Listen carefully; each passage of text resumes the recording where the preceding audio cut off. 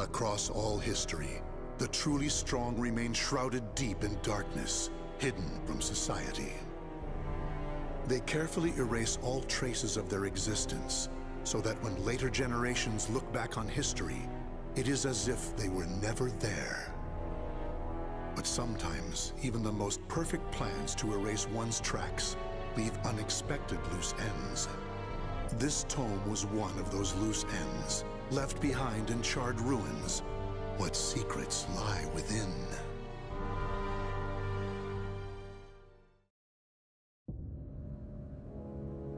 Zasalamel created me. A banal way to begin a tome, but writing down one's own history in a book is strange enough to begin with. I began writing this as an indulgent pastime, so I may as well enjoy myself. Now, about the cursed sword known as Soul Edge. I intend to record its secrets in this very tome. However, I must exercise caution. A fitting end awaits all who seek the cursed sword. Some may laugh and call this an exaggeration. Should anyone who has held that sword ever read this tome, though, I'm certain they'll agree with me. The origin of Soul Edge is a mystery. Legend says it was once an ordinary sword, void of any power. But after fighting on countless battlefields, it gathered a great deal of negative power, until a curse fell upon it.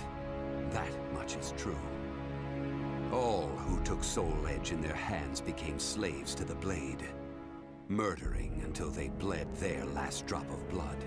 That is why so few know of it, despite its appearances time and time again throughout history. Until, that is, an age-long past, when there appeared a man with a mind powerful enough to resist the sword's control. He was known as the Hero King.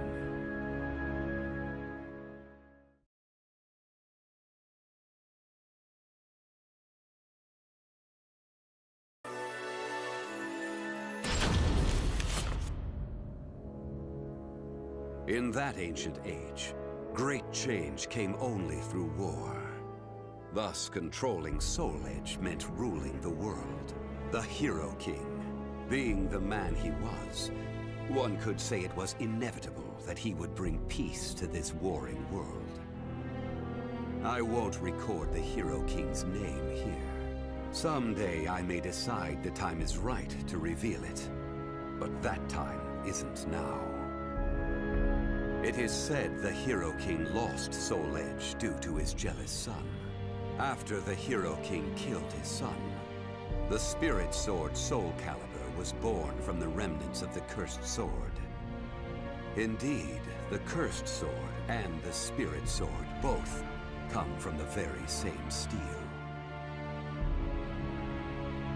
While the name Soul Edge is known to a select few, the name SOULCALIBUR is known to almost no one. There is a reason the spirit sword was never revealed to the world.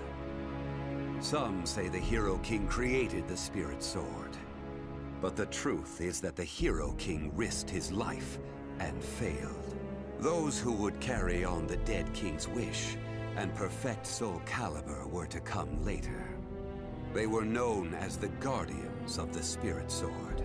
Like a thief in the night, they took the spirit sword and withdrew into the dark recesses of history. They told others of the Hero King's spirit sword, and that they were going into hiding to both prevent SOULCALIBUR from being used for evil, and to prepare for the threat of Soul Edge.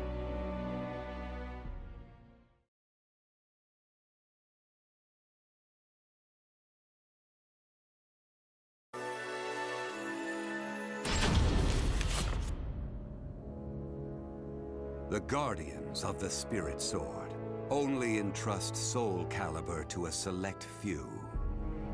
One recent example was a king from medieval Europe. Born in Britain, the king used the spirit sword to rule a large swath of Europe. I'm skeptical as to whether the king ever truly existed.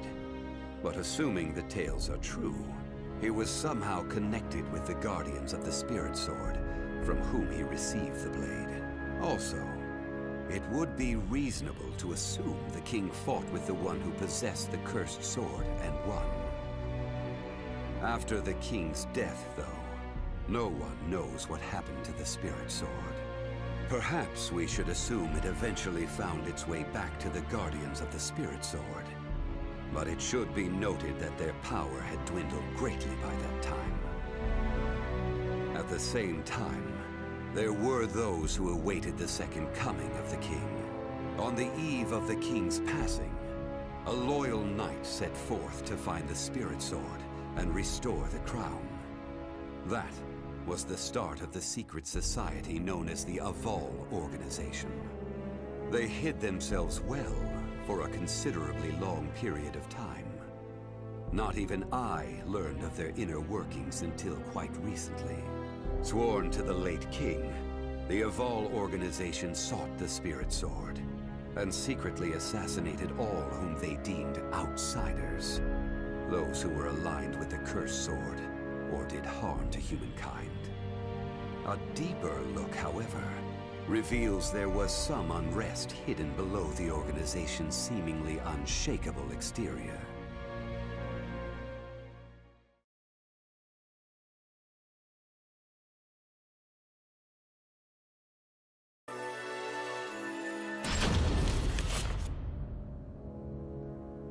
After slumbering in the shadows of history, Soul Edge was awakened by the pirate Cervantes de Leon. Cervantes attacked the ship of one who had won Soul Edge at an auction. He stole the cursed sword and became its puppet. Soul Edge changes its form depending on its wielder. When Cervantes took up the cursed sword, it transformed into 2 blades. And after nearly 30 years of slumber, it caused that terrible catastrophe.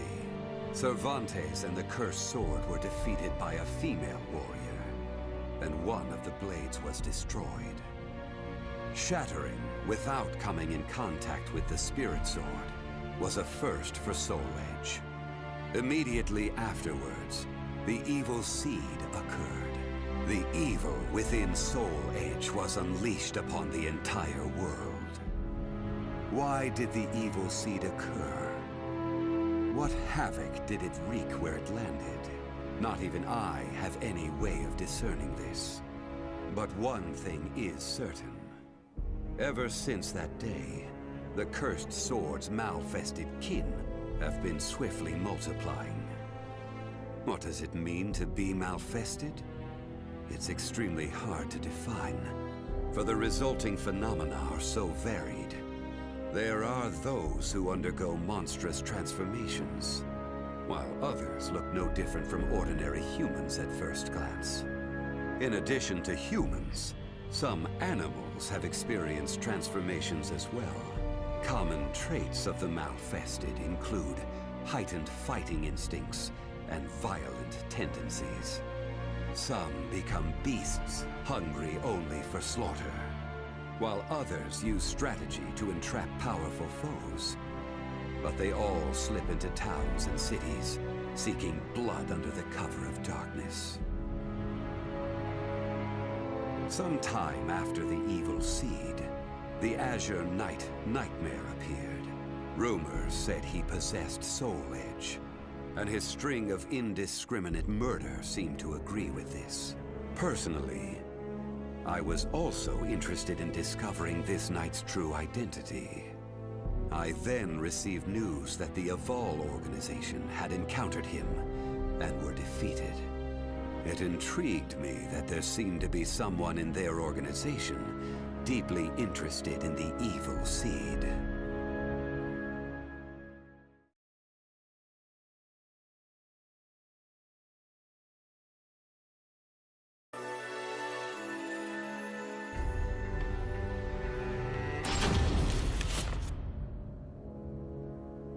While Soul Edge has appeared constantly throughout history, SOULCALIBUR's whereabouts are still shrouded in mystery.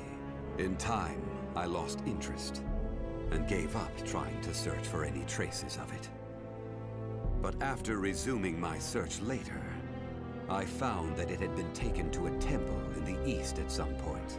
With it were taken a staff able to absorb all manner of energy, and a mirror capable of purifying evil. These sacred treasures were used to create SOULCALIBUR and amplify its power. No one knows what had happened to the Guardians of the Spirit Sword, but they must have met with ruin, losing the Spirit Sword and their other treasures.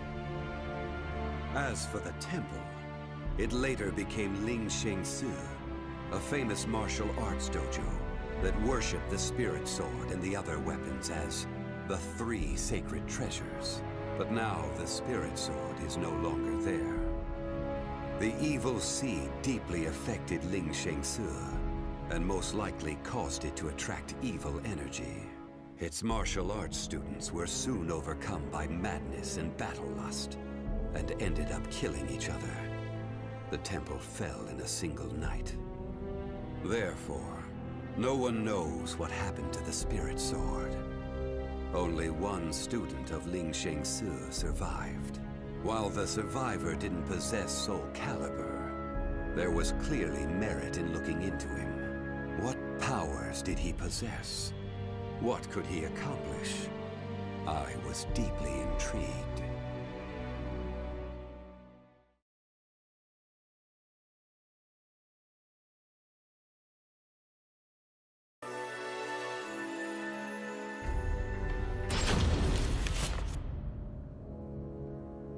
I only started writing this tome as a pastime, but in order to give it a clear perspective, I must reveal my identity. I was once one of the Guardians of the Spirit Sword. The precepts of the Guardians were very strict, one of which stated no Guardian may ever touch SOULCALIBUR. But in my younger days, I failed to properly suppress my urges. When the others discovered my designs, they broke my arms and banished me. Amid my despair, I searched for a way to survive. What I discovered was the art of reincarnation. After a long period of training, I mastered the secrets contained within this lost wisdom. I reincarnated myself over and over again, and became an entity that could transcend generations. At first, I didn't realize the price I would have to pay for eternal life.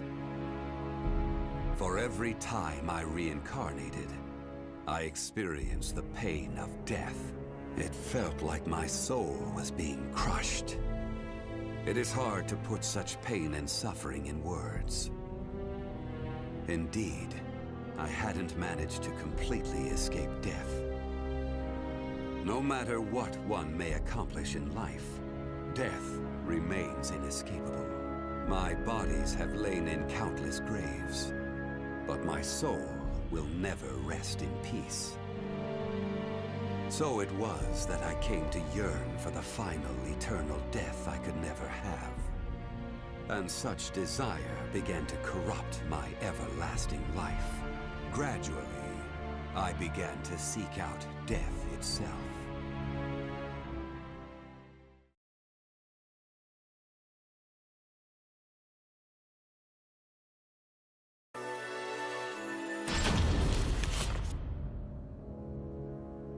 That was 1,000 years ago. My desire for death was at its peak. That longing for true death led me to even take hold of Soul Edge. Wisdom, power, battle lust. In those days, I felt I could do anything. But when it was over, I was forced to confront just how prideful I had been. As a puppet of the cursed sword, I kept fighting to my last breath. And for what? I fought in an age of endless war that spanned the world. all to establish a certain dynasty. That is all I'll say on the matter. I've lived as every type of person. Old, young, man, woman.